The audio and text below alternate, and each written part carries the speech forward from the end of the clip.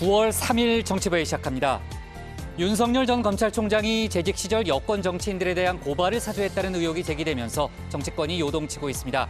민주당은 윤석열 게이트, 검찰 하나회 등 거친 표현을 쓰며 총공세를 펼쳤죠.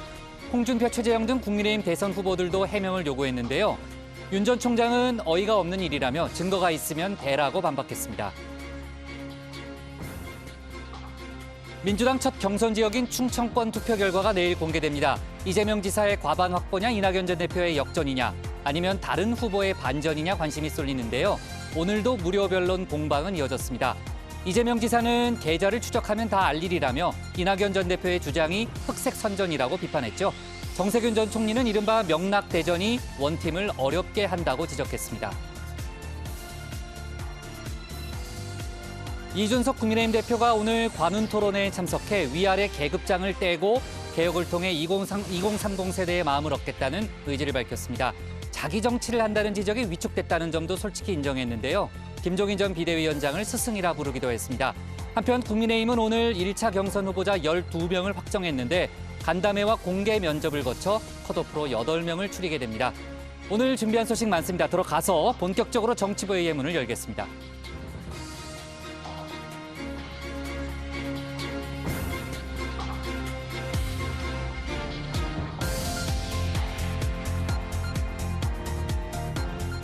국가대표 정치뉴스쇼 정치부의 시작하겠습니다. 오늘도 신체커 박마커, 류 실장, 고멘토 백반장, 그리고 정치부의 청자 정혜원분들과 함께하겠습니다.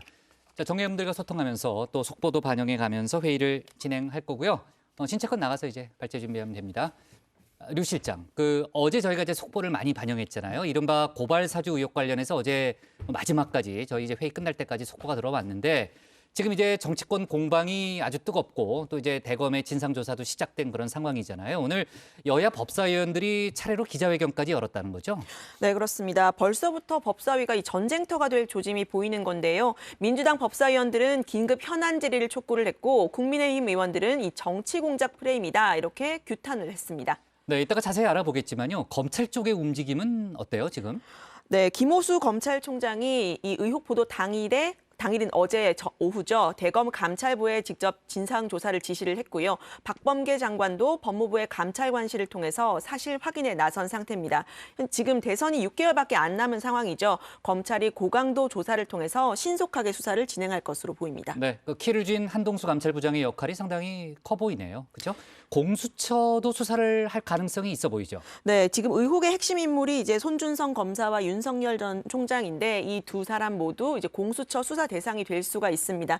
이번 사건의 중요성이나 파장 등을 볼 때 공수처가 나설 가능성도 높아 보이는데 현재 시민단체가 이미 고발에 나선 상황입니다. 아, 그래요?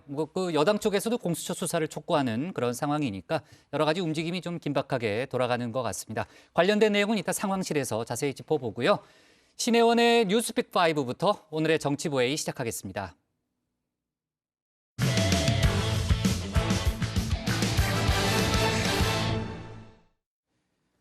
정부가 현재의 수도권 4단계, 비수도권 3단계 거리두기 조치를 한 달 더 연장하는 방안을 오늘 발표했습니다. 대신 백신 인센티브 방안은 조금 더 확대를 했죠. 그리고 오늘 청와대에서는 문재인 대통령과 국회의장단, 상임의장단 간의 간담회도 있었고요. 법무부가 조금 전에 전자발찌 훼손 관련한 추가 대책도 발표했습니다. 여러 가지 소식들을 뉴스픽5에서 자세히 짚어보겠습니다. 네, 금요일입니다. 뉴스픽5와 함께 한 주 마무리하실까요? 자, 오늘의 픽 보겠습니다. 4단계 한 달 더, 그리고 청와대 오찬 간담회, 강윤성의 진짜 얼굴, 스가 연임 포기, 맨해튼도 잠겼다입니다. 자, 오늘 말씀드린 대로 금요일입니다. 정부가 예고한 대로 추석 연휴 기간을 포함한 방역 대책을 발표했습니다. 결론부터 말씀드리면 수도권 4단계, 비수도권 3단계 조치는 한 달 더 연장됩니다. 7, 8, 9월 그리고 10월 3일까지 1년의 4분의 1을 4단계와 함께 보내게 됐습니다. 유행 규모가 크고 감소세가 없이 정체하고 있어 전면적인 방역 완화는 어려운 상황입니다. 10월 3일 일요일까지 4주 동안 시행합니다. 추석 연휴와 이로 인한 여파를 평가하기 위해 통상적인 2주보다 길게 설정되었습니다. 그렇습니다. 이번에는 2주가 아닌 4주, 한 달 동안입니다. 자영업자들의 고통을 고려해서 식당과 카페 등의 영업시간은 다시 밤 9시에서 10시까지로 돌려놨습니다. 사적 모임 인원 제한도 최대 6명까지 허용하기로 했는데 저녁 6시 이후 기존에는 미접종자 2, 접종자 2, 총 4명까지가 가능했다면 이제부터는 미접종자 2명, 접종자 4명 포함 최대 6명까지 가능해진 겁니다. 비수도권 등 3단계 지역에서는 접종 완료자 4명을 포함하면 모든 다중이용시설에서 최대 8명까지 모일 수 있습니다. 직원을 둔 자영업자 수는 24만 6천 명이나 줄었습니다. 투잡을 떼는 1인 자영업자는 15만 5천 명으로 역대 최다로 늘었습니다. 방역당국은 짧고 굵은 행정조치를 약속했다. 빚으로 버티는 소상공인들이 2개월, 3개월은 마냥 기다리기는 하루하루가 너무 절박하다.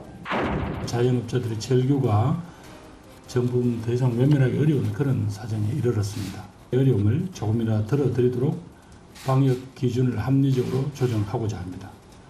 자, 그리고 곧 추석입니다. 9월 13일부터 26일까지 2주간은 추석 특별방역대책 기간입니다.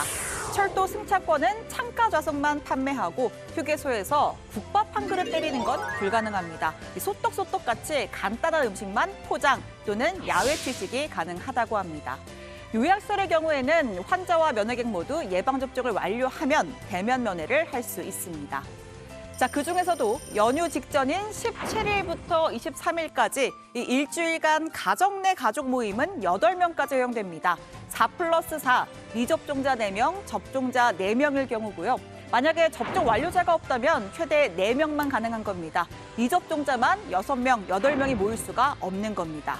자, 또 가정 내 가족 모임이기 때문에 바깥에서 외식하는 건 포함되지 않습니다. 오직 집에서만 최대 8명입니다.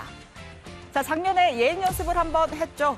아범아, 추석에 코로나 몰고 오지 말고 마음만 보내라. 그리고 불효자는 옵니다 등등. 자, 그리고 전북 완주의 한 아파트 단지에선 아예 팻말도 만들었습니다.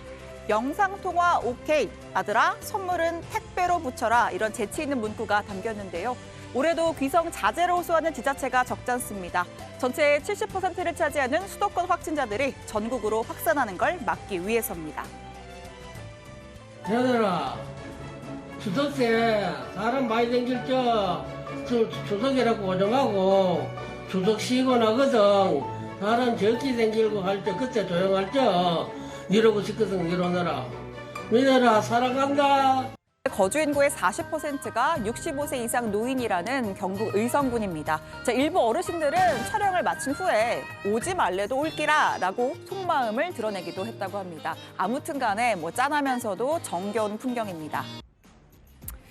네, 두 번째 픽 가볼까요? 청와대 오찬 간담회입니다. 문재인 대통령과 국회의장단 그리고 상임위원장단이 청와대에서 오찬 간담회를 가졌습니다.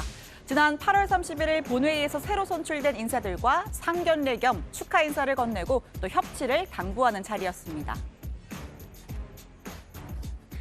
새로 선출된 정진석 부의장님과 또 상임위원장님들께 개인적으로 축하드리고 여야 간 상임위원장 배분이 원만하게 이루어진 것에 대해서도 축하 말씀을 드립니다.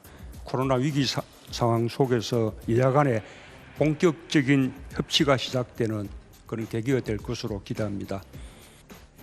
네, 문 대통령이 야당 중진 의원들과 한자리에서 만난 건 지난 5월 말 미국 순방 성과를 설명하기 위한 정당 대표와의 회동 후 100여일 만입니다. 또 지금은 내년 대선을 앞둔 임기 말이죠. 우리 정부는 말년이라는 게 없을 것 같다라는 말을 시작으로 임기 마지막까지 위기 극복 정부로 사명을 다하겠다고 강조했습니다. 우리 정부는 말년이라는 것이 없을 것 같습니다. 대선을 앞두고 있어서 여야 간에 경쟁하지 않을 수는 없는 것이지만 경쟁은 경쟁이고 민생은 민생이라고 그렇게 생각을 해주시고 국민의 삶을 지키고 더 발전시키는 일에 함께 힘을 모아주실 것을 당부드립니다. 이제 국회로 공이 넘어간 약 605조 원 역대급 규모의 내년도 예산안과 관련해서는요.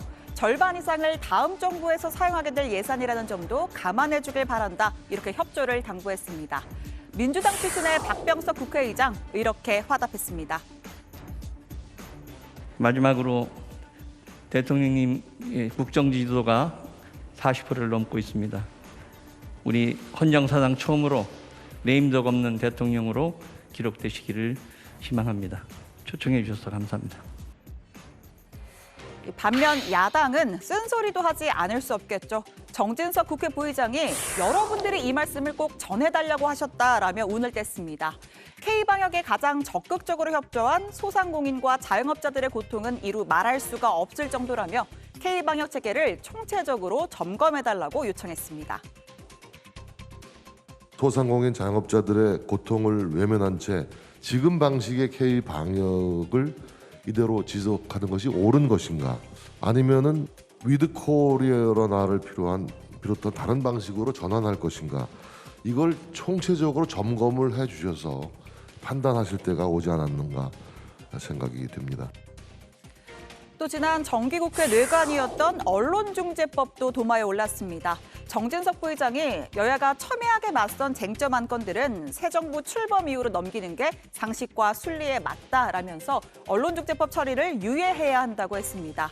수차례 협의에도 독소 조항이 가득하다는 게 국민의힘의 입장이죠. 협의체 대화가 건설적으로 진행되기 위해서는 유엔과 여러 언론단체가 우려를 표시한 해당 조항에 대해서 우선적으로 민주당이 포기를 선언하는 것이 합당할 것이라고 생각합니다. 조속하게 해당 독소 조항에 대한 포기를 선언해 주십시오. 그러자 문 대통령 언론중재법 이야기는 아니다라고 전제를 한 뒤에 가짜뉴스 이야기를 꺼냈습니다. 다자회의 가보면 가짜뉴스가 전 세계적으로 횡행함을 알 수 있다면서 G7 정상들은 공통적으로 민주주의를 위협하는 요소로 극단주의와 테러, 가짜뉴스를 꼽았다. 외국에서는 백신 접종률을 높이는 데 지장을 초래하는 요인 중 하나로 가짜뉴스를 꼽는다. 이렇게 말했습니다. 자, 여야는 빈통 끝에 언론중재법 논의를 9월 8인 협의체를 구성해서 다시 하기로 했습니다. 그런데 이 협의체를 꾸리는 것부터가 쉽지 않습니다. 여야 2명씩 4명에 나머지는 외부의 언론 전문가를 섭외해야 하는데 주요 5개 언론단체는 밀실 협의가 될 수 있다는 우려를 표하며 선을 그었고요. 학계도 참여를 부담스러워하는 분위기입니다. 또 민주당 의원 목 2명의 강경 친문인 김용민, 김종민 의원이 배치된 걸 두고도 국민의힘의 반발이 거센 상황입니다. 불법을 불법이라 말한 사람들에게 더불어민주당이 가짜뉴스에 누명을 씌운 것은 조국 사태 때부터입니다. 따라서 조국 씨와 일가를 사사건건 비호한 김용민, 그리고 95%의 허위사실 공격이라고 강변한 김종민 의원은 조국 대리인 말고 차라리 협의체에 조국 씨를 직접 투입하길 바랍니다. 자, 세 번째 픽 가볼까요? 강윤성의 진짜 얼굴입니다. 전자발찌를 훼손한 후에 여성 2명을 살해한 강윤성의 이름과 나이 그리고 얼굴 사진이 공개됐습니다. 이 주민등록증 사진이라고 하는데요. 이웃 같은 평범한 인상, 살인범이라고는 믿기지 않는다 같은 반응이 적지 않았습니다. 자, 지난달 26일 첫 번째 범행을 앞두고 절단기를 사러 철물점에 갔을 때 찍힌 CCTV 장면인데요. 전혀 다른 사람이라 해도 믿길 정도로 인상이 확 달라져 있습니다. 다음 주 검찰에 송치되면서 포토라인에 설 예정인데 과연 그때도 당당히 고개를 들 수 있을지 지켜봐야겠습니다. 내가 더 많이 죽이지 못한 게 한이 된다. 사회가 사회 같아서 그런 거야. 사회가 반성 번영하지 않는 겁니까? 당연히 반성 안 하지, 사회가 같은데. 실제로 강윤성은 제3회 범행까지 저지르려 한 것으로 전해졌습니다. 경찰 조사에 따르면 강 씨는 첫 번째 여성을 살해한 뒤에 평소에 알고 지내던 또 다른 여성에게 전화를 걸었습니다. 왜 통화를 했는지 묻자 돈을 빼앗는 등의 범행을 하려고 했다 진술했다고 합니다. 하지만 실제로 만나지는 못한 것으로 파악됐습니다. 전자감독 대상자의 참혹한 범죄로 인하여 국민 여러분께 심려를 끼쳐드려 다시 한번 송구하다는 말씀을 드립니다. 보다 근본적인 재범 억제 대책을 마련하겠습니다. 국민 여러분께서 안심할 수 있는 전자감독 및 보호관찰이 되도록 최선의 노력을 다하겠습니다. 네, 오늘 발표된 전자발찌 훼손 재범 사건 관련 대책 내용은 들어가서 자세히 소개하겠습니다. 자, 네 번째 픽은 스가 총리 연임 포기입니다. 일본의 스가 요시히데 총리가 오는 29일로 예정된 자민당의 총재 선거에 입후보하지 않기로 했습니다. 집권당의 총재가 총리직을 수행하는 일본 정치의 특성상 사실상 총리 연임을 포기했다는 의미인데요. 임기는 이번 달 말까지로 지난해 9월 16일 정권을 잡은 지 불과 1년하고도 2주 만에 물러나는 셈입니다. 코로나 대응 실패와 졸속 올림픽 논란에 지지율이 20%대까지 급감하면서 정권 유지가 힘들다는 판단을 한 것으로 보입니다. これまでのところオリンピックが感染拡大につながっているという考え方はしておりません。私自身、新型コロナ対策に専任をしたい、そういう思いの中で自民党総裁選挙には出馬をしない、こうしたことを申し上げました。 자, 그런데 스가 총리의 회견 이후에 일본 도쿄 증시 토픽스 지수가 30년 이래 최고치로 치솟았다고 합니다. 상황이 좀 나아질 거라는 일종의 기대 심리일까요? 자, 아무튼 스가 총리의 갑작스러운 결정에 자민당 총재 선거도 한치 앞을 예상할 수 없게 됐습니다. 지난해 2위를 차지했던 기시다 후미오 전 자민당 정무조사회장이 일찌감치 출마를 선언했고요. 또 대중적인 인기가 높은 이시바 시게루 전 간사장이 태풍의 눈으로 떠올랐습니다. 아베, 스가의 후계자로 꼽히는 고노다로 행정개혁 담당상도 출마를 선언할 가능성이 엿보입니다. 자, 마지막 픽은 맨해튼도 잠겼다로 꼽았습니다. 세계의 수도로 불리는 도시 뉴욕, 역대 최악의 폭우가 집어삼켰습니다. 미국의 남부를 핥히고 간 허리케인 아이다가 뉴욕과 뉴저지 등 북동부까지 강타했는데요. 5시간 동안 수영장 5만 개를 채울 양의 비가 내리면서 지하철은 올스탑 최소 17만 가구의 정전이 일어났습니다. 강인지 도로인지 차는 둥둥 떠다니고 거리에 보트까지 등장했습니다. I know I deployed resources yesterday morning. But we did not know that between 8:50 and 9:50 p.m. last night that the heavens would literally open up and bring Niagara Falls level water to the streets of New York. Could that have been anticipated? I want to find out. 사망자가 41명에 이르는 등 인명피해도 컸습니다. 이들 중에 대다수는 아파트 지하에 살던 저소득층 주민인데요. 뉴욕 퀸즈에선 아이를 포함한 일가족 3명 등 불법으로 개조한 지하 숙소시설에서 10명 넘게 목숨을 잃었습니다. 뉴욕타임즈는 세계 경제의 중심지인 뉴욕의 어두운 면을 여과 없이 드러냈다고 지적했습니다. 자, 여러분은 어떤 소식을 오늘의 원픽으로 꼽으셨나요? 들어가서 이야기해보겠습니다. 뉴스픽 5였습니다. 저희가 어제 이제 예고했던 대로요. 정부가 새 거리두기 조정안을 발표했습니다. 그동안 보통 이제 2주 단위로 이제 발표가 됐는데 이번에는 이제 한 달짜리 조치가 발표가 됐죠. 그러니까 현재의 거리두기 단계가 한 달간 유지되는 대신에 또 약간 또 완화된 부분도 있어요. 이제 백신 인센티브 부분이 있는데 정리를 좀 해보죠, 유 실장. 네, 다음 주부터는 이 자영업자들의 고통을 고려해서 수도권 등 4단계 지역에서는 식당과 카페 매장 영업 시간이 지금 9시에서 다시 밤 10시로 늘어납니다. 식당과 카페 가정에서의 모임 인원 제한도요. 최대 4명에서 6명까지로 늘렸는데 저녁 6시 이전에는 접종 완료자가 2명, 이후에는 4명 이상 포함되어 있어야 합니다. 네, 그러니까 계산을 잘해야 되는데 그러니까 저녁 6시 이후에 6명이 모이려면은 미접종자 2명, 그리고 접종을 끝낸 사람 4명. 이렇게 조합을 해야 된다는 거죠? 네, 그렇습니다. 미접종자만 5명 이런 건 이제 불가능한 그렇죠. 거고요. 네. 예, 그러니까 2명에다가 이제 6시 전에는 접종자 포함 4명, 6시 이후에는 접종자 포함 6명이 되는 거고요. 비수도권 같은 3단계 지역에서는 접종 완료자 4명을 포함해서 최대 8명까지 모일 수가 있습니다. 결혼식장에서는요. 음식을 제공하지 않을 경우에는 3단계와 4단계 지역 모두 99명까지 참석이 허용됩니다. 네, 자 지금 얘기한 게 이제 한 달간 유지되는 새 거리두기 단계고요. 추석 연휴를 포함한 일주일은 또 다르죠? 맞습니다. 추석을 포함한 일주일, 그러니까 9월 17일부터 23일까지는 접종 완료자 4명을 포함해 최대 8명까지 가족 모임이 허용됩니다. 네, 그러니까 식당에 가는 거 말고 집에서 모이는 걸 얘기하는 거죠? 네, 가정 내 모임만 대상이기 때문에요. 외식하는 경우는 그대로 최대 6명입니다. 집에서 모일 때만 최대 8명까지 모일 수 있습니다. 또 13일부터 26일까지 2주간은 추석 특별 방역 대책 기간인데요. 철도 승차권은 창가 좌석만 판매되고요. 휴게소 실내 공간에서는 음식을 먹을 수가 없습니다. 또 요양병원과 시설의 방문면에는 거리 두기와 관계없이 가능은 합니다. 환자와 면회객 모두 예방 접종을 완료했을 경우에는 대면 면회도 할 수 있습니다. 네. 자, 어제도 제가 얘기했지만요. 이제 그동안 이제 뭐 희망 고문을 한다는 얘기가 컸던 모더나가 이제 그 백신 공급을 다시 재개했잖아요. 이제 600만의 공급이 시작되면서 추석 전에 70% 목표를 달성할 가능성이 높아진 상황이죠. 네, 그 백신 공급만 제때 이루어진다면 정부가 목표로 제시한 추석 연휴 전까지 전 국민 70%에 대한 1차 접종 목표는 달성이 가능할 것으로 보입니다. 또 지금까지 화이자로만 접종이 이루어진 18세에서 49세 접종에도 일부 모더나가 활용될 전망인데요. 오늘 0시 기준으로 18세에서 49세 1차 접종자는 약 102만 명, 여기에 우선 접종, 자녀 접종 등을 포함을 하면 인구 대비 43.3% 수준입니다. 네. 그리고 요즘 이제 확진자 중에 한 90% 이상이 델타 변이 바이러스라는 거잖아요. 근데 그 국내에서 새로운 종류의 변이 바이러스가 또 발견이 됐다는 거죠? 그렇습니다. 백신의 효과를 떨어뜨린다는 우려가 제기돼서 WHO가 새롭게 관심 변이로 분류한 변이종인데요. 뮤 변이입니다. 뮤 변이가 국내에서 3건이 확인됐습니다.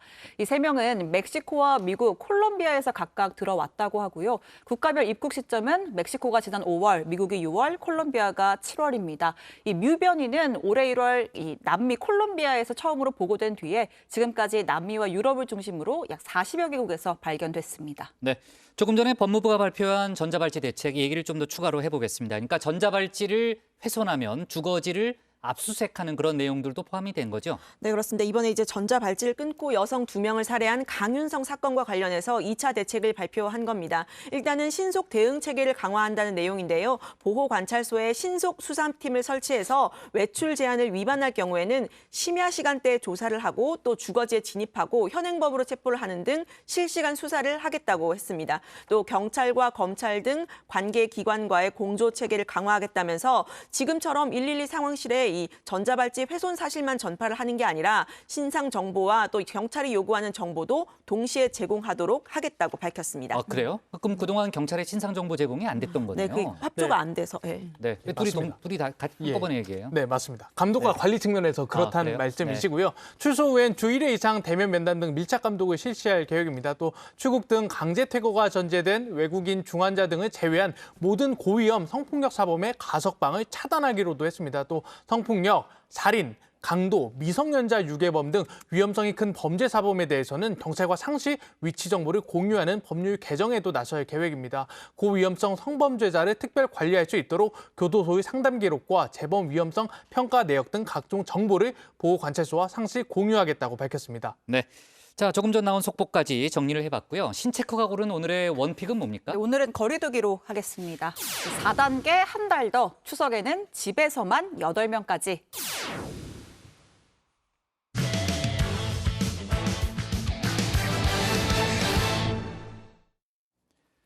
윤석열 전 검찰총장 측이 지난해 총선을 앞두고 범여권의 정치인과 언론인들을 검찰에 고발해달라고 사주했다는 보도. 어제 저희가 속보로 전했죠. 오늘 정치권을 뒤흔들고 있습니다. 윤 전 총장은 사실 무근이다. 당시 정황상 맞지 않다고 직접 해명했는데요.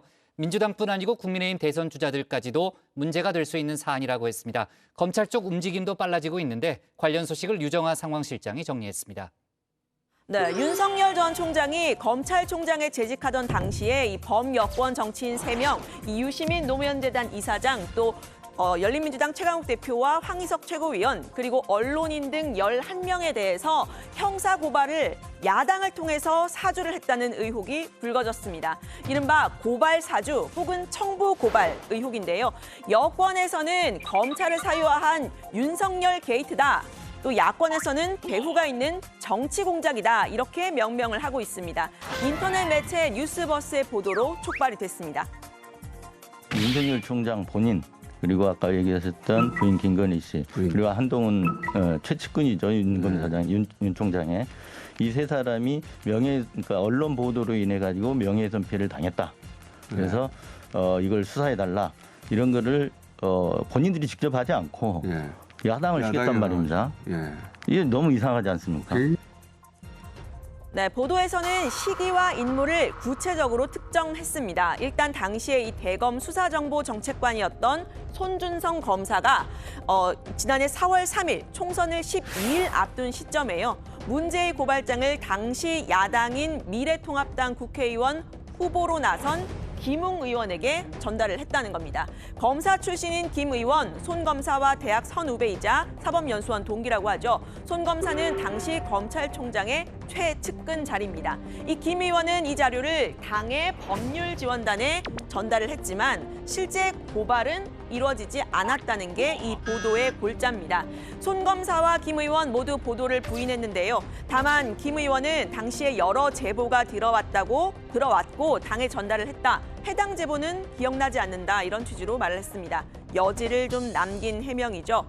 핵심은 손 검사가 수사 정보를 전달을 했느냐, 그리고 전달을 했다면 당시 직속 상관인 윤석열 전 총장의 지시였냐 하는 문제입니다. 일단 뉴스버스 측은 당사자나 법조인이 아니면 갖기가 어려운 실명 판결문을 손 검사가 전달했다고 했습니다. 이제 실명 판결문까지 첨부가 돼 있고요. 그 실명 판결문을 전달하는데 거기에 이제 그 전달할 때 그 캡처된 자료에 손준성 보냄이라고 손준성이라는 이름이 적혀 있습니다. 그러니까 전달하면 SNS 메신저에 어디서 받아서 어디로 옮겨갔다는 그게 나오기도 하거든요. 그렇죠. 네, 이 실제 보도된 이 판결문 첨부 화면을 보면요. 판결문 사진 위에 이 손준성 보냄이라고 되어 있습니다. 이 텔레그램 메신저에서는 누군가가 이 파일을 전달할 경우에 처음 보낸 사람의 이름이 뜨게 되는데요. 예를 들어서 박마커가 저에게 보낸 메시지를 제가 국장에게 전달 버튼을 누르면 메시지 위에 박마커 보냄이라고 출처가 뜨는 시스템인 겁니다. 김웅 의원이 이 해당 제보를 전달한 정황도 갖고 있다고 뉴스버스 측은 말을 했는데요. 이 김 의원 유승민 캠프의 대변인이죠. 본인은 쏟아지는 제보를 전달을 했을 뿐이고 공익 제보의 전달은 문제가 없다는 입장을 냈습니다. 뉴스버스 측은 이렇게 말했습니다.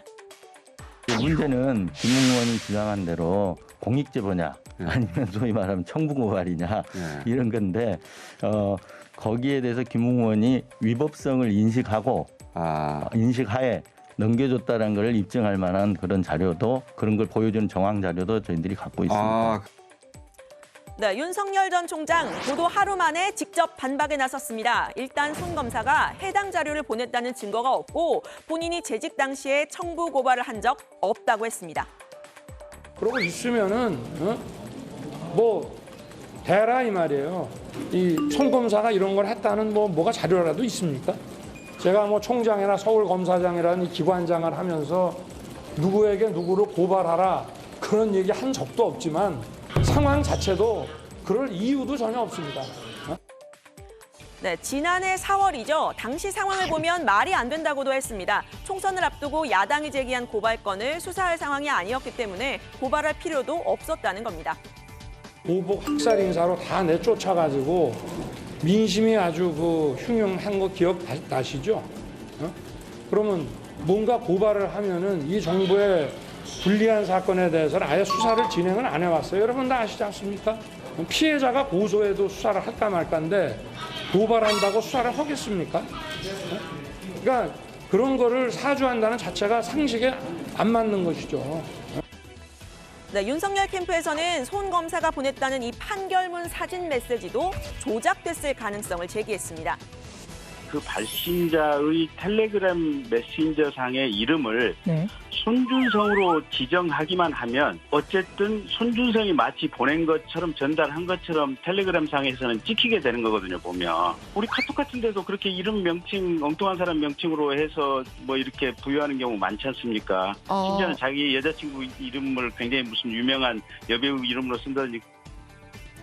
네, 당시 야당 후보에 불과했던 김웅 의원에게 이 부분을 전달할 이유도 없다고 했는데요. 정말로 고발을 하려고 했다면 당시 당 법률 책임자인 정점식 의원에게 하면 됐고 실제로 고발도 안 됐다는 거죠. 배후가 있다, 정치 공작이다라는 주장입니다.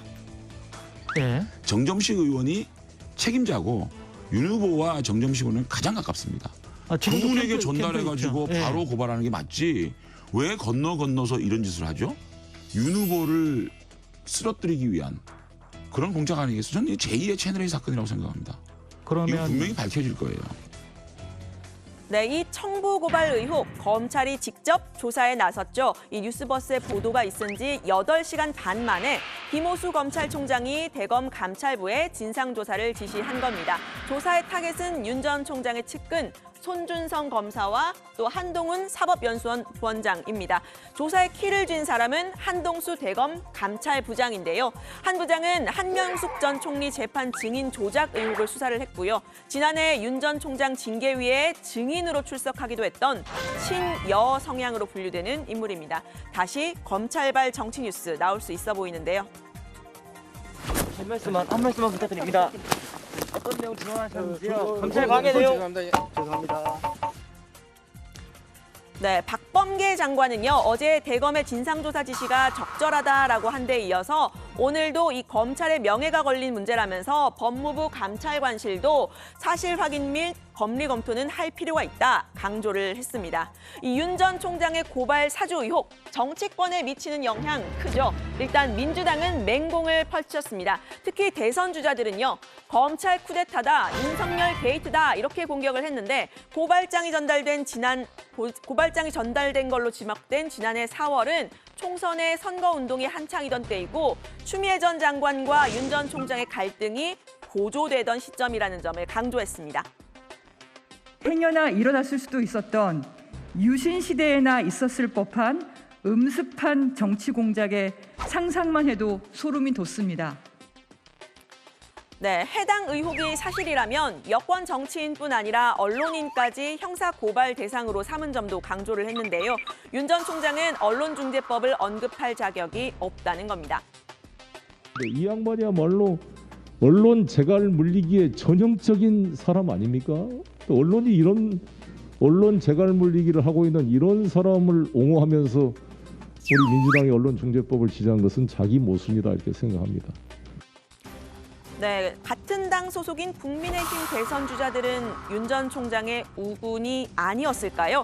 일제히 윤 전 총장에게 진실을 밝히라고 공세를 폈습니다.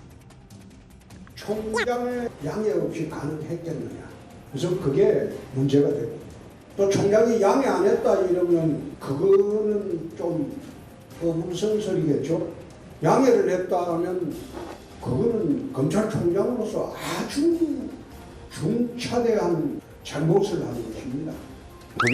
그게 사실이라면 그거는 제가 보기에는 검찰총장이 그걸 모르는 상태에서 검찰의 중간 간부들이 그렇게 할 수가 있었겠냐 싶은 그런 생각이 들어서 윤석열 후보 검찰총장 시절의 이야기니까요. 청와대나 법무부 장관하고 갈등이 불거진 다음의 이야기니까. 만일 당시 검찰총장이었던 윤 후보가 고발하도록 지시했거나 묵인했다면 이는 검찰이 정치적 중립성을 심각하게 훼손한 것입니다. 설사 몰랐다 하더라도 지휘 책임으로부터 자유로울 수는 없을 것입니다.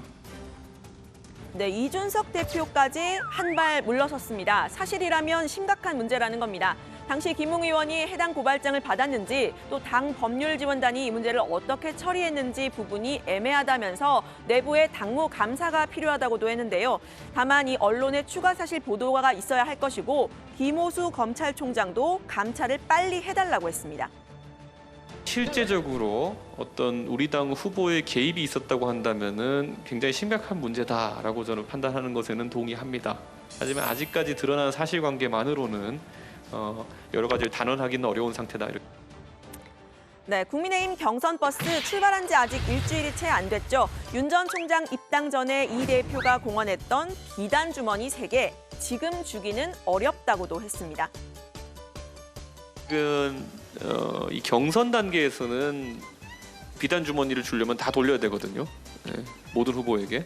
근데 그런 것이 좀 어렵다. 저는 우리 당 지도부나 당 차원에서 이런 것에 지금 단계에서 대응하는 것보다는 속된 말로 굉장히 지금까지 맷집이 센 그런 인물로서의 면모를 많이 보여준 후보 같은 경우에는 자체 대응력이 상당히 강할 것이다. 네, 윤 전 총장의 고발 사주 의혹에 대해서는 여야 모두 공세를 펴고 있는 모습이죠. 다만 민주당과 국민의힘 법사위원들은 오늘 번갈아 가면서 기자회견을 했는데요. 민주당 법사위원들은 진실규명을 위한 현안 질의를 하자고 했고 국민의힘 법사위원들은 황당무계한 가짜뉴스로 유력 야권 후보를 음해하고 있다고 했습니다. 앞으로도 관련 소식은 다정회에서 전해드립니다. 오늘 발제 이렇게 정리합니다. 윤석열 게이트 대 정치공작, 고발 사주 의혹에 여야 대선 주자 모두 윤석열 공격. 그렇지 않아도 이제 법사위가 뜨거운 곳이지만 정말 아까 유 실장 말대로 당분간 법사위가 전쟁터가 될 가능성이 있어 보이네요. 오늘 여야 법사위원들이 차례로 회견도 열었고요. 자, 윤석열 전 총장의 이제 고발 사주 의혹, 지금 이제 정치권 파장 등을 짚어봤는데 이 의혹을 보도한 매체 이제 뉴스버스 발행인이 직접 라디오에 출연해서 어제 오늘 출연을 했죠. 어제 오늘 이제 인터뷰를 해가지고 여러 가지 설명을 했는데 윤석열 전 총장이 아니면 확인할 수 없는 내용이 그 안에 담겨 있다. 이런 주장을 핀 거죠. 네, 뉴스버스가 지금 고발장 일부를 보도해서 공개를 한 상태인데 전체가 한 19페이지 정도가 된다고 합니다. 입증 자료까지 하면 200쪽 분량이라고 했고요. 여기에는 그 손준성 검사가 보냈다는 실명 판결문뿐 아니라 윤 전 총장의 아내 김건희 씨의 도이치모터스 주가 조작 의혹 사건에 대한 자료도 있다고 주장했습니다. 그리고 이렇게도 이야기했습니다. 사실 김건희는 불법적인 주가 조작에 관여한 사실이 전혀 없었다. 이런 내용이 들어가 있어요. 근데 그 사실이 있었는지 없었는지를 알아보려면 수사를 했거나 아니면 김건희 씨에게 당연히 물어봤거나 이래야 되지 않습니까? 그렇게 생각해야 되죠. 네. 그런 문구가 있다면. 그렇다 그러면 누군가는 접촉을 했거나 아니면 수사된 내용을 받았거나 그런데 이게 총장 지시 없이 된다? 저는 그렇게 보지 않습니다. 네, 뉴스버스 측은 이 후속 보도도 할 계획이라고 하는데요. 민주당 송영길 대표와 국민의힘 이준석 대표 모두 후속 보도를 빨리 해달라고 했습니다. 정치권에서 이 관련 이슈가 계속 논란이 될 가능성이 커 보이는데 국회 내에서 가장 충돌이 잦은 곳이기도 하죠. 아까 국장 말씀하셨는데 이 법사위에서의 충돌 역시 예고가 되고 있습니다. 다음 주에 열릴 수 있겠네요. 법사위. 네, 일단 월요일 날 이제 열어달라고 한 상황인데. 그래요? 예. 월요일 날 유 실장이 또 챙겨야 되겠네요. 내가 이따 얘기합시다. 오늘. 토론을 할 거니까요. 네. 민주당 법사위원들은 당사자들이 출석한 긴급 현안 질의를 이제 월요일 날 해야 한다 이렇게 주장을 했습니다. 검찰은 총선에 영향을 미치기 위해 정치 공작을 시도했습니다. 그냥 넘어갈 수 없습니다. 검찰이 국가의 근간을 흔들려는 시도를 자행했습니다. 검찰의 검찰권 사유화이고 명백한 권력 범죄입니다. 공직선거법과 국가공무원법의 위반이고 직권남용입니다. 반면 국민의힘은 정치 공작을 주제로 상임위를 여는 건 맞지 않다라고 했습니다. 다만 국민의힘이 응하지 않으면 민주당이 단독 소집해서 정치쇼를 펼칠 것이라면서 응해서 진실을 밝히겠다라고 했는데요. 황당한 가짜뉴스고 자작극이라고 맹공을 폈습니다. 우리 국민에게는 이제 너무도 익숙해져 버린 문재인 정권표 공작 정치의 전형입니다. 범여권 인사가 불쏘시개 역할을 하고 친정권 언론 매체는 가짜 뉴스를 보도하고 친정권 검사와 법무부가 총동원되는 것입니다. 이렇게 좌표가 찍히면 여권 인사, 강성 친문 지지자가 맹폭하는 똑같은 레퍼토리의 반복입니다. 국민의힘은 채널A 이동재 기자가 검언유착 사건과 관련해서 1심에서 무죄를 받은 상황을 들어서 제2의 채널A 사건이라고 하기도 했습니다. 네, 국민의힘 쪽 입장을 들어봤는데 권성동 의원은 뉴스버스의 보도를 하나하나 지적해가면서 반박을 했다는 거죠? 네, 그렇습니다. 일단 고발장과 판결문을 입수한 출처를 밝혀야 한다고 했는데요. 제시된 판결문은 누구나 쉽게 구할 수 있는 것이라고 했습니다. 사실 취재해보시면 알겠지만 사건 번호 등만 알면 실명이 가려진 판결문은 접근이 어렵지 않긴 합니다. 여기에는 그런데 실명과 주민번호 등 개인정보가 담긴 판결문이 나왔기 때문에 문제가 되고 있는 상황이고요. 고발장에 보내진 곳이 대검 공공수사부인데 최강욱 의원 건은 공직선거법 위반이라 이곳이 맞긴 하지만 한동훈 검사장과 김건희 씨는 일반 명예훼손죄이기 때문에 형사부에서 다뤄야 한다고도 했습니다. 이 고발장을 대검에 있는 법률 전문가가 쓴 것이 아니라고 한 겁니다. 네.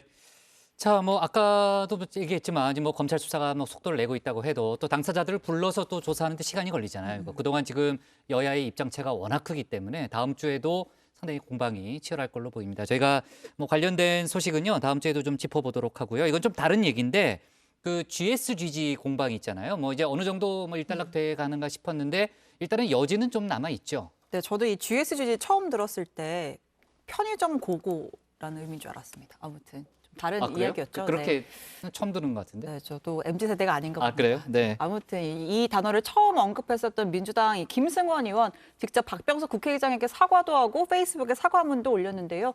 정치권에서는 계속 회자가 되고 있습니다.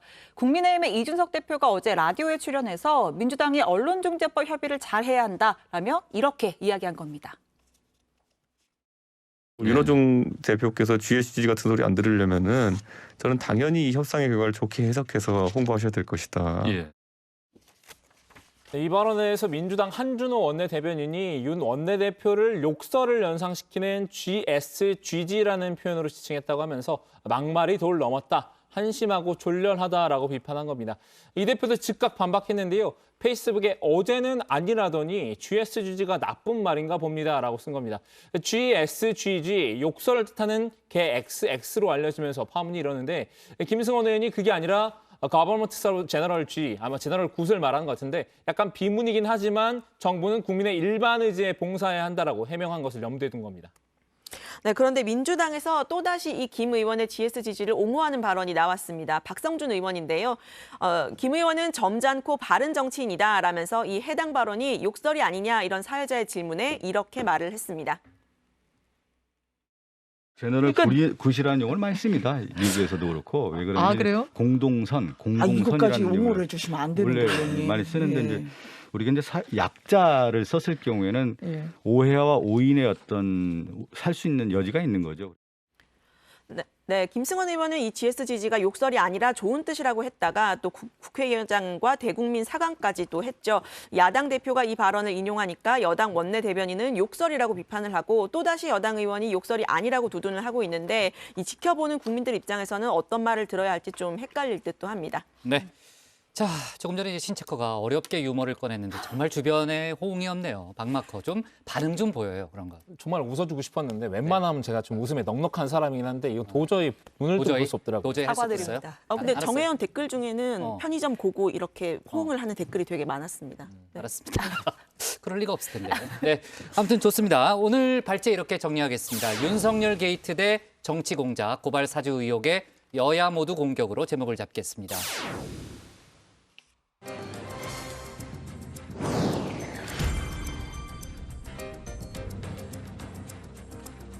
놓쳐선 안 될 뉴스들을 쉽고 빠르게 전해드리는 백다희의 이 시각 다정회입니다. 지금 시각 5시 17분인데요. 이 시각 다정회 소식들 먼저 키워드로 살펴보겠습니다. 네, 오늘이 마지막인 고승혁 멘토에게 다시 한번 더 물어보겠습니다. 어떤 키워드가 눈에 띄나요? 제가 그 뉴스 오너회 때 그 코너가 앞뒤여서 굉장히 업무적으로 손발을 많이 맞춰봤는데요. 그렇죠. 제가 그래서 백반장을 잘 압니다. 백반장은 노래를 좋아하기 때문에 탑골 컴백을 골랐을 것이라고 확신합니다. 네, 이 정도면 많이 통할 때도 된 것 같은데 정말 아쉽습니다. 네, 제가 준비한 첫 번째 소식의 키워드는 조희연 기소입니다. 고위공직자 범죄수사처가 1호 수사 대상인 조희연 서울시 교육감의 사건을 재판에 넘겨달라고 검찰에 요구했습니다. 공수처가 조 교육감의 해직교사 특별 채용 의혹을 수사한 결과 직권을 남용하고 채용 과정에서 부당한 영향력을 행사한 것으로 결론 내린 건데요. 공수처는 조 교육감을 재판에 넘길 권한이 없기 때문에 서울중앙지검에 기소 의견을 전달했습니다. 이제 최종 판단은 검찰의 몫이 된 상황에서 검찰이 공수처에 보완 수사를 요구할 가능성 등 논란의 여지가 남아 있습니다. 공수처의 기소 요구에 조 교육감은 부당한 결론이라며 반발했고 변호인 측은 검찰 수사심의위원회 소집을 요청하겠다고 밝혔습니다.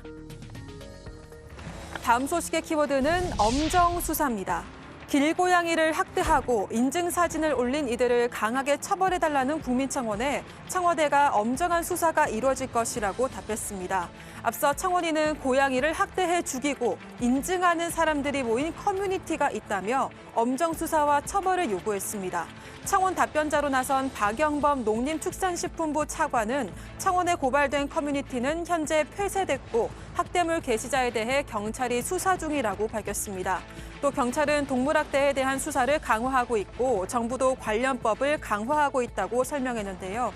동물학대의 범위를 확대하고 처벌을 강화하는 등 동물 보호와 복지 관련 제도 개선에 최선을 다할 것이라고 밝혔습니다.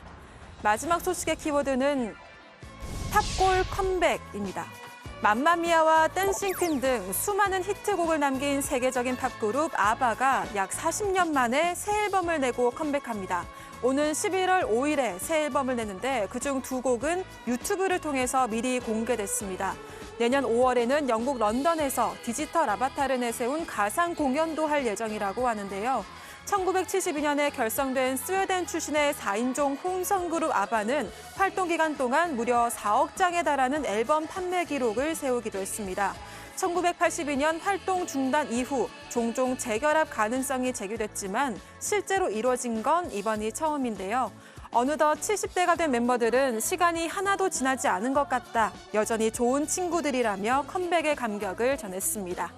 지금까지 시각다정의 백다희였습니다. 네, 백반장 수고했고요. 다음은 고승영 멘토의 톡 쏘는 정치로 가겠습니다.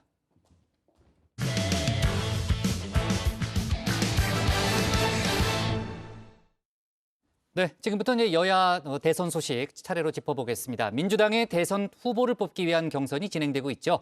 내일 첫 경선이 치러진 대전 충남의 투표 결과가 공개되는데요. 아무래도 첫 투표인 충청권에서 이기면 이어지는 경선에서도 탄력을 받을 수 있겠죠. 관련해서 고승영 멘토가 관전 포인트 5가지를 정리했다고 합니다.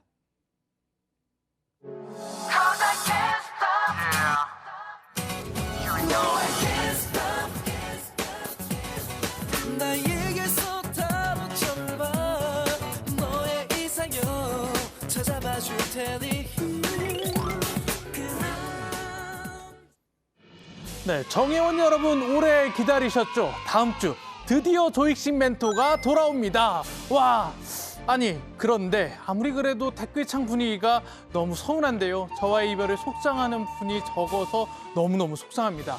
자자, 그렇다면 제가 마지막 능력을 꺼내 보겠습니다. 제가 사실 미래를 보는 눈이 있거든요. 저에게서 타로점을 한번 보시죠. 이상형, 아니 민주당의 대선 주자를 한번 찾아보겠습니다. 복채는 댓글로 다는 응원으로 주시죠. 일단 민주당 대선 경선의 미래를 읽기 위해선 5장의 카드가 필요합니다. 차례대로 살펴보면요. 이재명 과반 득표, 명락대드 여파는, 함의 후보 누구, 단일화는, 코로나는 이렇게 준비되어 있습니다. 가장 관심이 가는 건 아무래도 이 지사의 과반 득표 여부인데요. 카드 한번 뒤집어 보겠습니다. 있는 여러 이제 선본 캠프 관계자들 얘기를 들어봐도 민심이 이재명 후보 쪽으로 좀 많이 쏠리는 것 같다라는 판단을 하고 있습니다. 그러니까 우리나라 투표가 충청도에서 이기면 이기거든요.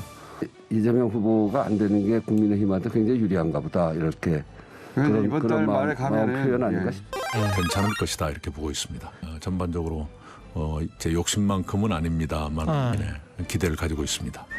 권리당원과 그리고 지금 현재 우리 당의 선거인당 등록한 사람들 중심으로 조사를 해보면은 이게 충청권에서는 우리가 승리할 수 있는 소지가 있다라는 게 우리 조사 결과로 나와 있는 사실입니다. 이재명 캠프와 이낙연 캠프 개표를 하루 앞두고 모두 자신감을 내비치고 있습니다. 일단 여론조사 결과는 이 지사에게 유리합니다. 어제 발표한 전국지표 조사에서 충청권 지지율을 보면요. 이 지사 지지율은 30%로 이전 대표의 11%보다 3배 가까이 높습니다. 한국사회여론연구소 여론조사도 비슷한 결과를 내놨습니다. 충청권에서 이 지사의 지지율은 33.9%로 이전 대표의 13.9%를 앞섰습니다. 다만 조직력은 이전 대표가 낮다는 평가를 받습니다. 충청권 민주당 국회의원 중 5명이 이전 대표 측으로 분류되고 있습니다. 전문가들은 투표 결과 이 지사가 50%, 즉 과반 득표를 하면 어대명, 어차피 대통령 후보는 이재명이란 대세론을 입증하게 될 것으로 봅니다. 반면 과반 득표에 실패하면 이낙연 캠프를 중심으로 반 이재명 연대가 뭉칠 가능성도 높게 봅니다. 그렇다면 다음 카드도 뒤집어 볼까요? 무료 변론 여부에 대해서 아무런 설명도 없지요. 미진 정도가 아니라. 계속 몸통에 대한 답변은 회피하면서 꼬리만 가지고 얘기를 계속 중언부언을 하시는 거거든요. 이재명 후보의 그 토론에 임하는 자세는 원래부터 불성실하고 적절치가 않아요. 그리고 무례하고 또 국민을 무시하는 처사로까지 보여져요. 이재명, 이낙연 후보의 명락대전이 연일 거세지고 있는데요. 정세균 전 총리도 이 지사 비판에 나서 확대되는 양상입니다. 핵심은 무료 변론 의혹을 해명하고 무슨 돈으로 기본소득을 줄 건지 대답하란 겁니다. 계속되는 명락대전에 다른 후보들은 주목도 못 받고 원팀 정신도 사라졌다며 피해자라고 호소합니다. 특히 이제 이재명 후보하고 이낙연 후보가 계속 네거티브 공방을 해왔지 않습니까? 다른 네 후보까지 피해를 보고 있어요. 이런 식으로 계속 나가면 이제 두 후보 간에는 원팀이 안 될 것이다. 상호간에 뭐 1차 예비 경선 때도 비방을 심하게 하시던데 그것 때문에 사실은 피해를 본 건 접니다. 하나도 조명을 받지 못하고 민주당 경선을 네거티브 흙탕치, 분탕치를 해버렸는데요. 이번 투표에선 1, 2등을 하는 것도 중요하지만 3등에게도 이목이 집중됩니다. 1, 2위 주자가 비등비등할 땐 3등 주자의 마음을 얻어야 하기 때문이죠. 세 번째 카드도 열어볼까요? 내가 직접 하겠다. 흔쾌히 말씀하셨어요. 진도 나갔습니까? 수사 기소 분리는 정말로 필요하다. 지금 당장 할 수 있는데 해주시겠습니까? 네, 저도 노력하겠습니다. 노력 말고 발언 보장하게 돼 있으니까 그렇게 지금 자꾸 무슨 다른 말씀을 하시면 답변을 안 하시고 그냥 본격으로 이렇게 들어오시면 곤란하죠. 그것을 철회하시는 거냐 아니냐 그 말씀을 해주십시오. 아니 제 답변부터 답변을 하세요. 이재명 후보는 나쁜 버릇이 있어요. 누가 질문을 하면 답변을 안 하고 이리 피하고 저리 피하고 그 변호사 수임료 문제 답변을 하셔야죠. 여론조사를 보면 추미애 전 장관과 정세균 전 총리가 치열하게 3위 다툼을 하는 걸 볼 수 있는데요. 투표 결과 추 전 장관이 3등이 된다면 1, 2위 주자를 향한 검찰 개혁과 언론 개혁 등 각종 개혁 이슈 압박이 거세질 것으로 보입니다. 정 전 총리가 3등을 한다면 반 이재명 연대가 커지기 때문에 이재명 캠프에선 부담이겠죠. 박용진 의원이 역전하면 세대 교체론이, 김두관 의원이 3위에 오른다면 지역 균형 발전이 화제가 될 것으로 보입니다. 다음 카드도 뒤집어 볼까요? 이거는 뭐 단일화 이야기인 것 같은데.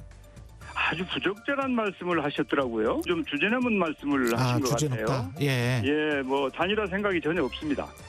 마치 그 스토킹을 하듯이 그런 얘기를 하는 것은 참으로 정치 도의에 맞지 않는 태도다. 저는 그렇게 봅니다. 제가 보기에 그분은 적임자가 아닙니다. 이번 대선 경선에서 스마일맨 정세균 전 총리 완전 앵그리맨이 됐습니다. 지난달 초까지 이낙연 캠프에선 정 전 총리를 향해 단일화 신호를 보냈는데요. 정 전 총리 단일화는 없다며 완주 의사를 드러냈죠. 하지만 이낙연, 정세균 후보를 중심으로 한 반 이재명 연대 얘기는 계속 나올 것 같습니다. 누구도 50%를 얻지 못하면 결선 투표가 치러지기 때문입니다. 특히 호남 경선 전까지 단일화를 해야 효과가 큰 만큼 내일 충청권 투표 결과가 나온 뒤 물밑 단일화 논의가 거세질 것으로도 보입니다. 마지막 카드도 뒤집어 볼까요? 온라인 투표로 전환하자고 당에 요청했습니다. 현장 투표를 안 할 거면 지역 순회 경선은 의미가 없습니다. 그런 주장을 한다는 것은 꼼수로 보입니다.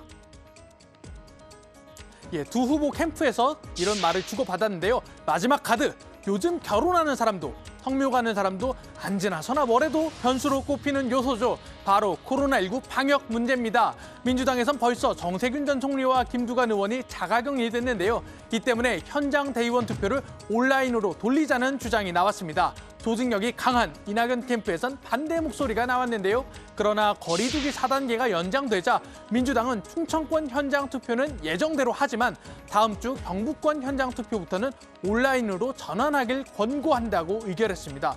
현장 투표가 사라진다면 이낙연 캠프에 영향을 미칠까요? 자, 어떻습니까? 타로 카드를 다 뽑아보니 미래가 좀 보이십니까? 이 지사가 첫 투표에서 과반을 얻을까요? 이낙연, 정세균 캠프가 반 이재명 연대에 나설까요? 이 모든 건 국민 선거인단의 한 표로 바뀔 수 있습니다. 오늘의 톡 쏘는 한마디는 바로 나에게 허락된 소중한 권리 모두 잊지 말고 꼭 행사하시기 바랍니다. 네, 고승영 멘토의 에너지가 이제 월, 화, 수, 목, 금 거치면서 점점점 이제 고조되는 것 같은데 벌써 떠나야 되네요, 그죠? 네. 댓글 중에 네, 고 멘토를 응원하는 댓글들이. 아, 그래요? 조혁신 멘토 오지 말라고요? 그렇진 않지만 그렇진 않아요? 고승혁 네. 재밌다 이런 댓글이 있었고 고승혁 시켜서 억지로 하는 제스처 같다 이런 그래요? 댓글도 네. 있었습니다. 알았습니다. 네. 자, 그러니까 내일 첫 개표 결과가 나오고요. 모레도 나오죠. 그러니까 저희가 이제 관련된 이제 결과는요. 월요일 정치부회의에서 자세히 분석을 해보겠습니다. 자, 오늘도 이른바 명락대전은 이어졌어요. 그러니까 이재명 지사를 향해서 이제 무료 변론을 해명하라, 무료 변론 의혹을 해명하라는 그런 공세가 이어졌고 이 지사도 입장을 내놨는데 흑색 선전이라고 주장을 한 거죠. 그렇습니다. 이 지사는 오늘 기자들이 관련 질문을 하자 제 차 아니라고 해명을 했는데요. 흑색 선전이라는 강한 표현도 했습니다. 직접 들어보시죠. 사실과 다른 얘기를 계속 하시는데 이해가 안 됩니다. 그건 뭐 나중에 계좌 추적해보면 다 알 일들인데. 흑색 선전 같습니다. 앞서 저희가 이제 뉴스픽에서 새로 발표된 거리두기 단계 얘기를 했잖아요. 그러니까 사회적 거리두기 4단계 조치가 이제 한 달간 연장이 됐지 않습니까? 민주당에서 대선 경선 현장 투표를 온라인으로 전환시킬 수도 있다. 이런 방침을 발표를 했죠. 네, 고용진 수석 대변인 직접 브리핑을 했습니다. 들어보시죠. 9월 4일, 5일은 당 선거관리위원회에서 결정한 대로 우선 현장 투표로 진행합니다만 다음 주 경선, 경북, 강원 이렇게 있습니다. 여기부터는 온라인 투표로 전환해야 된다는, 전환하기를 권한다는 그런 최고위원회의 권고를 최고위원회가 의결했습니다.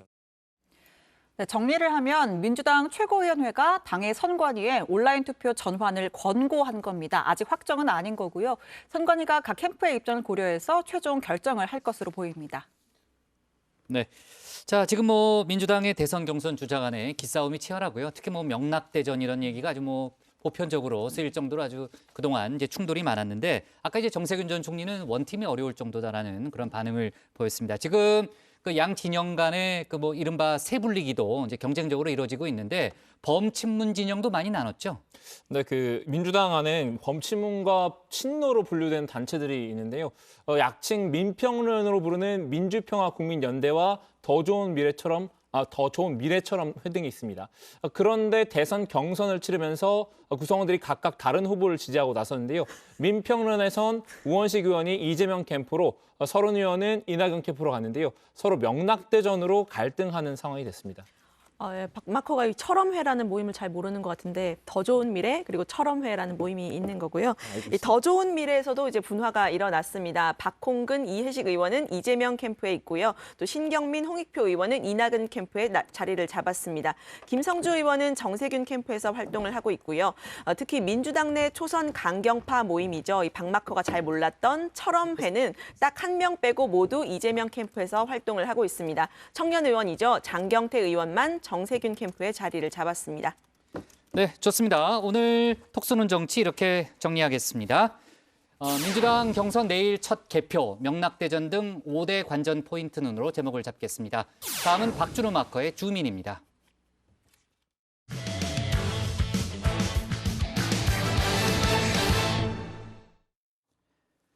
국민의힘 이준석 대표가 오늘 관훈 토론에 참석했는데요. 대선 국면에서 당 대표로서 적극적인 역할을 하겠다는 뜻을 내비쳤습니다.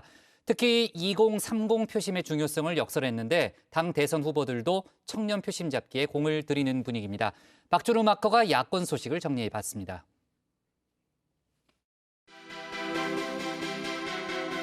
너와 나의 연결고리 이건 우리 안에 소리 너와 나의 연결고리 이건 우리 안에 소리 너와 나의 이 두 사람의 연결고리가 있습니다.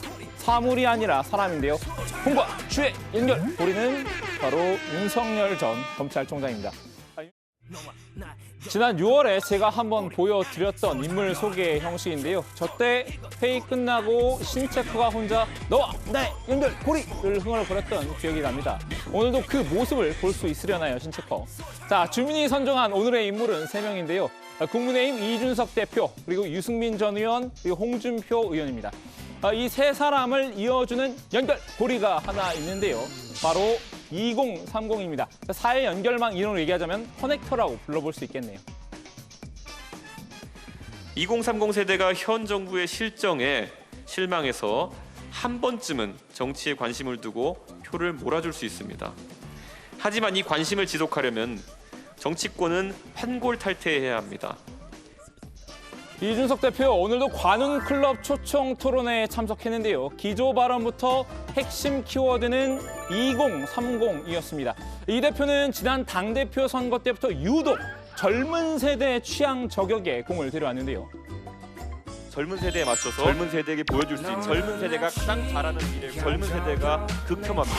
젊은 세대는 이제 공허한 공약에 반응하지 않습니다.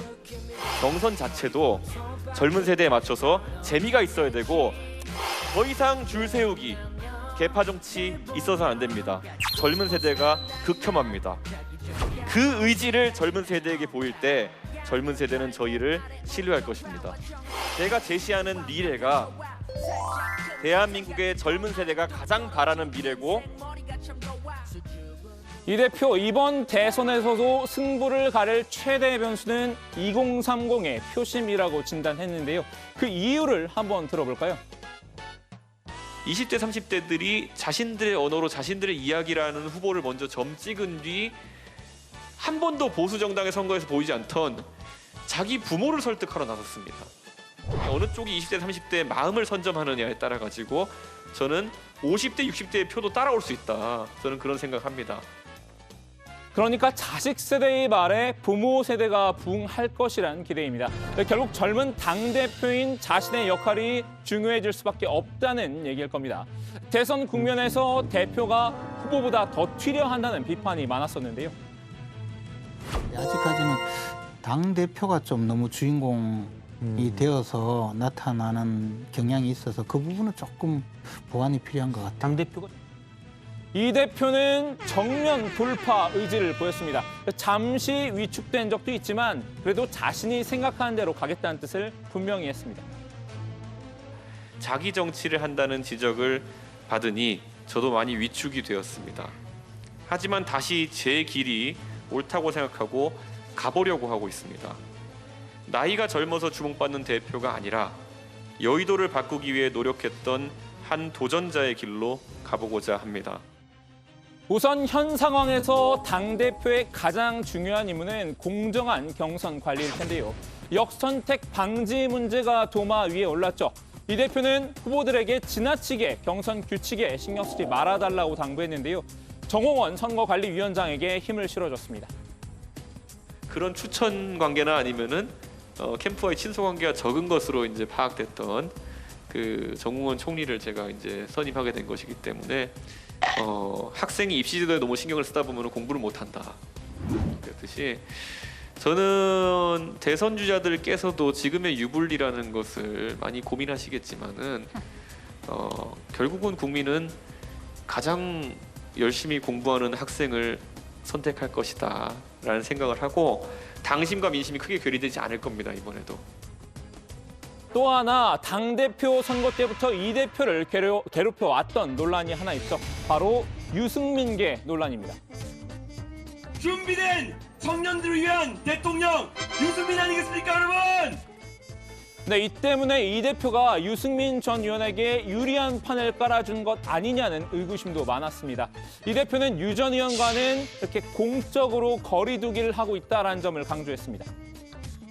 유승민 의원이 말한다고 제가 듣는 것도 아니고 제가 뭐라 말한다고 유승민 의원이 듣는 관계도 아니다. 그래서 그게 어느 정도 이제 서로 알고 있기 때문에 서로 말도 안 합니다, 그런 쪽으로. 그러니까 그런 어떤 서로의 정치적 진로나 아니면 판단에 있어가지고 영향해 줄 수 있는 발언을 서로 잘 안 합니다. 유승민 전 의원도 이 대표와 불가근 불가원을 유지하며 대선 행보에 집중하고 있는데요. 최근 교류가 없다고는 했지만 판세를 읽는 눈은 이 대표와 비슷한 것 같습니다. 2030과의 소통을 강화하고 있는 건데요. 그 옆에 있는 훈련도에 5층에서 같이 일을 했어요. 언제? 바른정당 때 했어요. 그래서 바른 소리예요, 이게? 청년들이 좋아하시니 보시다시피 이렇게 있더라고요, 내부적으로. 보셨는데 이쪽에서 지금 여러 번 모션이 있었어요.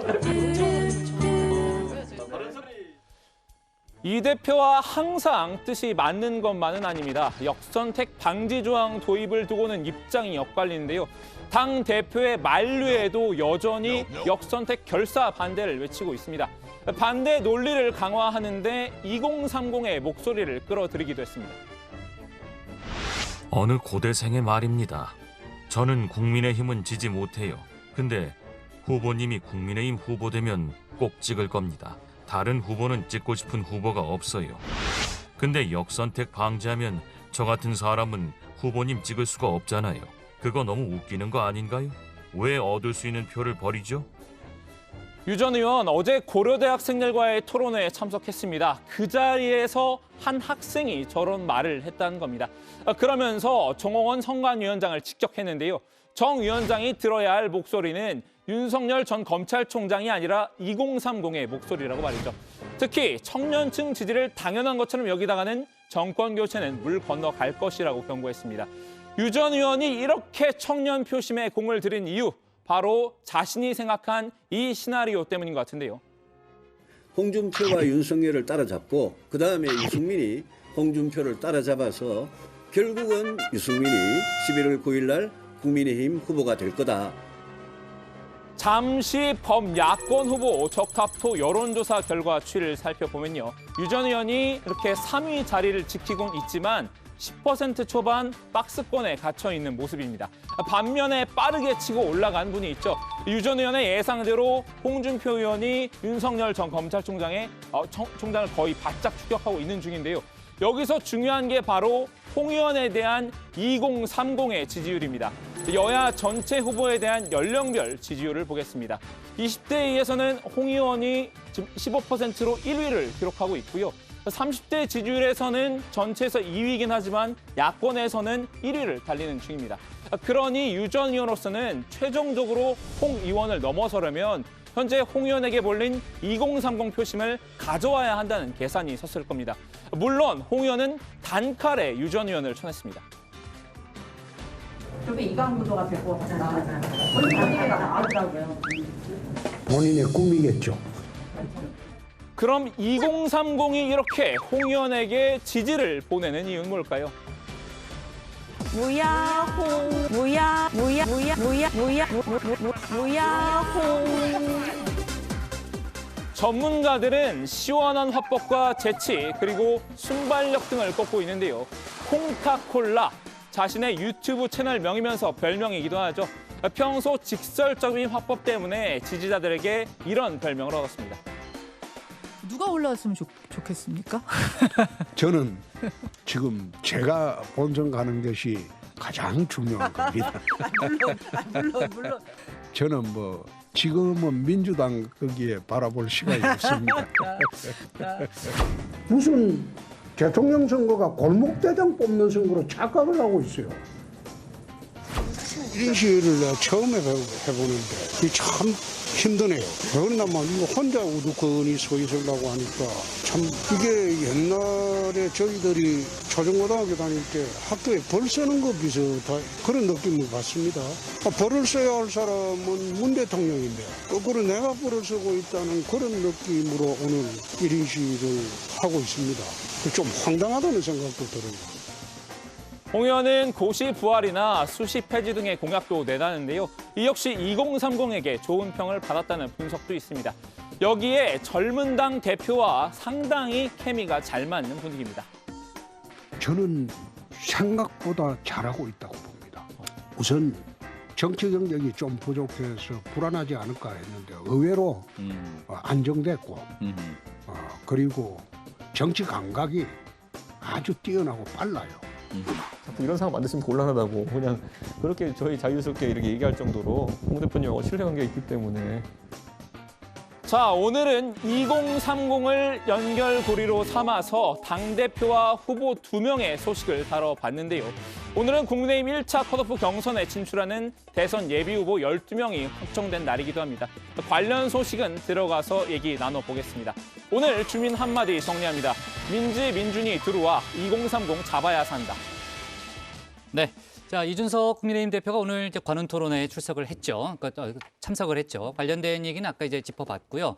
앞서 이제 윤석열 전 총장의 이른바 고발 사주 의혹과 관련된 이준석 대표의 발언, 그러니까 이제 당무 감사를 할 수도 있다라는 그런 발언은 아까 이제 유정아 상황실장이 소개한 바 있습니다. 윤석열 총장이 조금 전에 이제 외부 일정을 소화하는 그런 자리에서요. 관련된 질문을 받고 그 당무 감사를 수용할 생각이 있다라는 그런 뜻을 밝혔다고 하네요. 네. 관련된 속보까지 좀 정리를 해봤고요. 오늘 국민의힘 대선 1차 컷오프 경선에 진출할 후보자 12명이 이제 확정이 됐습니다. 원래 15명이었잖아요. 출발선에 섰던 사람이. 그럼 3명이 떨어진 거예요? 네, 맞습니다. 이 국민의힘 선관위가 지난달 30일과 31일 후보 등록을 마친 15명에 대해서 4일 동안 사전검증과 심사를 했는데요. 오늘 오전 회의에서 최종적으로 12명의 후보자를 선정했다고 밝혔습니다. 15명 가운데 전통시장 상인인 강성현 씨를 비롯해서 오성균 전 파랑새 의원장과 오승철 씨가 탈락을 했습니다. 네, 자 그러면 1차 예비 경선에 들어갈 12명의 면면을 좀 살펴볼까요? 네, 논란의 여지를 없애기 위해서 제가 가나다 순으로 한번 정리를 했는데요. 네. 박진 의원, 박찬주 전 육군대장, 안상수 전 인천시장, 원희룡 전 제주도지사, 유승민 전 의원, 윤석열 전 총장, 장기표 김해시 을 당협위원장, 장성민 전 의원, 최재형 전 감사원장, 하태경 의원, 홍준표 의원, 황교안 전 국무총리입니다. 네. 15명은 뭐 워낙 많지만 12명도 많네요. 네. 처음부터 끝까지 얘기하려니까 시간이 꽤 걸리고요. 자, 그 1차 컷오프는 언제로 예정돼 있고 또 앞으로의 경선 일정이 어떻게 진행이 되는 거예요? 이건 다른 얘기인데 류 실장 호흡이 상당히 딸리는 것 같습니다. 네. 왜요? 딕션이 또박또박 설명한 거죠. 네. 네, 아무튼 이건 또 제가 백반장한테 또 부탁을 해놨습니다. 숙제가 아니라 어디까지나 부탁이었고요. 우리 착한 백반장이 또 잘 정리를 해줬는데 백반장 나와주세요. 네, 바쁜 와중에 박마커가 또 저를 이렇게 부리고 있습니다. 심부름 일을 거는 제가 받았는데 정작 본인이 저한테 일을 더 시키는 것 같은데요. 그래도 다정한 백반장, 정회원들을 위해서 열심히 하겠습니다. 네, 먼저 12명 후보들은 4일에서 10일 사이 형식의 구애 없이 자율적으로 봉사활동을 하는데요. 활동 영상은 국민의힘 유튜브 채널에 올라갑니다. 이어서 이달 5일에는 경선 후보자 간담회를 개최하고 공정경선 서약식을 진행합니다. 후보들의 의견을 청취할 계획입니다. 또 7일에는 체인지 대한민국 3대 약속 국민보고회를 통해서 후보들의 3대 대표 정책 공약과 비전을 듣습니다. 토론이 없는 대신에 당일 추첨을 통해서 특정 후보가 다른 후보에게 질문을 하는 절차도 있을 예정입니다. 9일에서 10일 국민 시그널 공개 면접을 치르고 12일에는 올데이 라이브 방송 토크쇼를 진행하는데요. 10일 일정을 마지막으로 선관위는 13일부터 14일 이틀 동안 100% 여론조사를 실시합니다. 그리고 15일 2차 컷오프 경선에 진출할 후보자 8명을 발표하게 됩니다. 지금까지 다정한 백반장이었습니다. 좋습니다. 백반장이 또 수고했네요. 박마커가 좀 괴롭히면 저한테 바로 좀 카톡을 좀 보내주고요. 자, 윤석열 전 검찰총장이 지금 이제 고발 사주 의혹과 관련해서 지금 이제 정치권 공방의 중심에 섰잖아요. 그 얘기는 아까 이제 상황실에서 저희가 자세히 다뤄봤고요. 이건 좀 다른 얘기입니다만 윤 전 총장이 오늘 한 언론과 인터뷰를 했던데 대선과 관련된 여러 가지 이야기를 했죠. 네, 윤 전 총장은 영아 강간 살해범을 사형시키겠다라고 언급한 홍준표 의원을 겨냥해서 국민 분노에 올라탄 포퓰리즘이라고 직격을 했는데요. 오늘 보도된 시사저널 인터뷰에서 한 말입니다. 여론의 편승에 사형을 얘기하는 건 부적절한 언행이라고 홍 의원을 비판했습니다. 홍 의원을 다시 한번 더 로드리고 두테르테 필리핀 대통령에 빗댔는데 알기 쉽게 예를 들면 두테르테 같은 식이라면서 두테르테를 향해서 사이다라고 손뼉친 이들도 있지만 인권을 중시하는 국제단체 등은 큰 우려를 내놓는다라고 지적했습니다. 네, 또 윤 전 총장은 국민의힘 이준석 대표에 대해서도 평가를 내놨는데요. 당 대표로서 더할 나위 없이 잘하고 있다고 본다 이렇게 말했습니다. 또 역선택 방지 조항을 둘러싼 경선 룰 갈등과 관련해서 선관위 결정에 따르겠다, 당의 결정에 따라야지 불리하다고 해서 탈당을 하겠냐 이렇게 답했습니다. 국민의당 안철수 대표에 대해서는 한국 정치 발전을 위해 애써왔고 정권 교체라는 당위성에 대해 깊이 공감하고 있는 분이라며 진정성을 갖고 노력하면 야권 단일화가 이루어질 수 있다 이렇게 밝혔습니다. 네. 최재형 전 감사원장 소식도 좀 짚어볼게요. 앞서 이제 윤석열 전 총장 의혹에 대해서는 직접 해명하라는 그런 요구도 했는데 최근 공약을 많이 발표하는 그런 분위기죠? 그렇습니다. 어제는 외교안보 관련 공약을 내놨습니다. 북핵 문제의 근본적인 해결, 상식과 원칙에 기초한 남북관계, 당당한 선진외교, 또 정예화된 혁신 강군, 공정하고 안심되는 군 복무 등을 제시했습니다. 특히 9.19 남북 군사합의에 대해서 전면 재검토를 해서 그 합의가 우리 안보에 족쇄가 되지 않도록 해야 한다라고 밝혔습니다. 남북 군사합의가 적대 행위를 중단한다는 미명 아래 북한의 기습적인 적대 행위를 더욱 용이하게 만들었다는 겁니다. 네, 최 전 원장은 한미연합훈련을 복원하고 또 북한 핵 사용을 저지하고 방어할 충분한 독자적인 전력을 건설하겠다. 북한 동향 감시 정찰 자산과 또 탄도미사일 등 정밀 타격 자산을 대폭 증강하겠다. 이렇게 공약을 했는데요. 모든 지역과 고도에서 북한 핵미사일을 실효적으로 요격할 수 있는 촘촘한 다층적 미사일 방어 체계도 구축하겠다고 했습니다. 또 군 복무와 관련해서는요. 병역 면탈의 방편으로 이용될 수 있는 특혜성 특례 제도는 과감하게 폐지하겠다. 군 급식을 단계적으로 민영화하고 시설 관리 및 근무 지원 분야는 민간 아웃소싱을 확대하겠다고 했습니다. 네. 자, 좋습니다. 오늘 주민 제목 이렇게 정리하겠습니다. 이준석 여의도 바꾸는 도전자길 가겠다. 2030 표심 강조로 제목을 잡습니다. 자, 오늘 정치부는 여기까지 하겠습니다. 이어지는 썰전 라이브 많이 시청해 주시고요. 주말도 잘 보내시고 저희는 다음 주 월요일 오후 4시 반에 다시 찾아뵙겠습니다. 코멘토 일주일 동안 고생 많았어요. 수고하셨습니다. 그래요. 즐거웠습니다. 네.